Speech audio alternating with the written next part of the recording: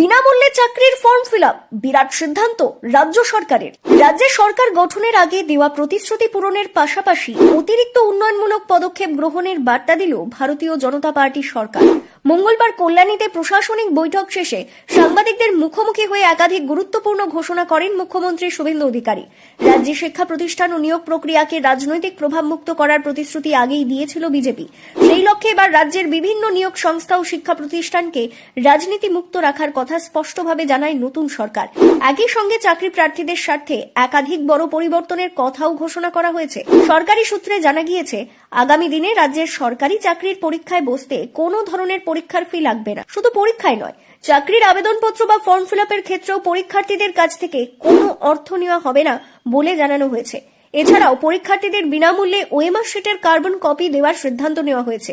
এছাড়া নিয়োগ প্রক্রিয়ায় স্বচ্ছতা বাড়াতে ইন্টারভিউয়ের নম্বর কমানোর সিদ্ধান্ত বিবেচনা করছে সরকার। শূন্য পদে 100% রোস্টার ব্যবস্থা কার্যকর করার বিষয়েও জোর দেওয়া হয়েছে। সরকারি নির্দেশ অনুযায়ী West Bengal Public Service Commission, West Bengal School Service Commission এবং West Bengal Board of Primary Education সহ বিভিন্ন নিয়োগকারী সংস্থাকে নতুন নিয়োগ বিধি তৈরির নির্দেশ দেওয়া হয়েছে। সেই নিয়োগ বিধিতে স্বচ্ছতা, নিরপেক্ষতা এবং পরীক্ষার্থীদের সুবিধাকে সর্বাধিক গুরুত্ব দিতে বলা হয়েছে। প্রশাসনিক বৈঠকের পর মুখ্যমন্ত্রী স্পষ্ট ভাষায় জানান, রাজ্যের শিক্ষা ও নিয়োগ ব্যবস্থাকে রাজনৈতিক প্রভাবমুক্ত রাখাই সরকারের অন্যতম প্রধান লক্ষ্য।